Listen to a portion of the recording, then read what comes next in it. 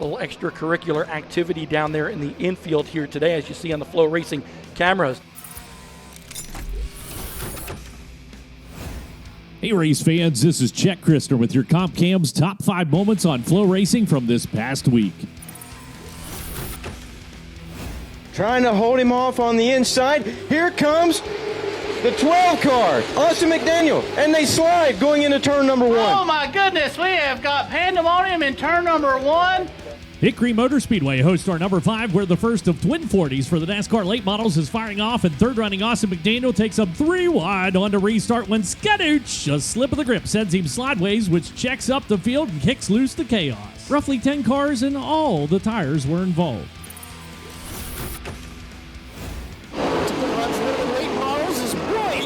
On 2 wheels there in turns 1 and 2 into the outside wall.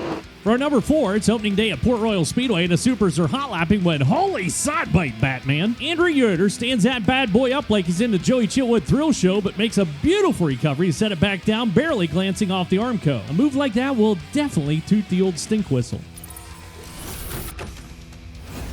Little extracurricular activity down there in the infield here today, as you see on the FloRacing cameras. In at number 3, it's driver intros for the Smart Tour season opener, and they're feeling pugnacious in the pits. Featuring fists, grapples, and what appears to be a few quick hugs. Confusing part, at least for me, is they all appear to be wearing the same colored t-shirts as well. One gent apparently threw a punch at an official, which landed him in cuffs, and I'm guessing that's not a big deal as he just shrugs as they escort him out. I would like to take the opportunity, however, to point out that he went into that scuffle without even locking his Crocs into sport mode. That's a bold move, because if you fling a Croc in the middle of the action, you are at an immediate disadvantage. If you enjoyed that little scuffle, you might want to check out Flow Wrestling, Flow Grappling, or Flow Combat, which are all part of your Flow Sports / FloRacing subscription. But I digress. In the actual race itself, it was no surprise that Matt Hirschman continued his winning ways.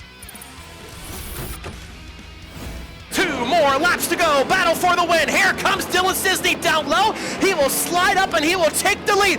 Parker Price Miller says, hold on, I'm not done yet. They make their way into 3 and 4. Here comes Parker Price Miller. He'll pull a slide job off of 4, and he'll be the new leader once again. White flag is out. 1 lap to go. Here we go, folks. Dead level at the line at the white flag. Dylan Cisney to the inside. He's going to take the lead. Our number 2 takes us back to the Keystone State, where Jeff Halligan, Parker Price Miller, and Dylan Cisney are duking it out for the opening day win. Final 3 laps saw drive jobs, slide jobs, and power plays, with the mayor of Port Royal, Dylan Cisney, eventually picking up the win in a barn burner of an opening day at Port Royal Speedway.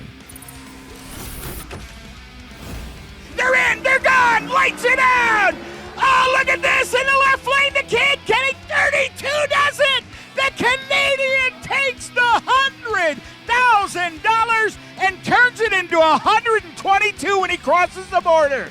And it's the Fairy Tale Jack and the Green Stock for our number 1. 61 cars showed up for the World Series of Pro Mod Field, and Spencer Hyde barely made the cut in the final round of qualifying, notching into the 32nd and final qualifier spot by a mere 1,000th of a second after an engine swap just prior. He qualified into a field, I might add, that had all 32 cars qualified within less than 6/100ths of a second, and 55 of the 61 on property within a 10th of a second. Elimination time, and at that point, Spencer and the crew started doing work, laying down consistent 3.7s and 3.6s, with Spencer grabbing whole shots like they were free donuts in the break room. Final round, and Spencer, however, found himself leaving 4,000ths of a second behind Kurt Stedding, but Hyde's screw-blown 69 Camaro surged ahead at the line and beat Stedding by a mere 5/1,000ths of a second. That gave Spencer and the crew a $100,000 payday, and the best part, Spencer's volunteer crew were all high school buddies and friends from home.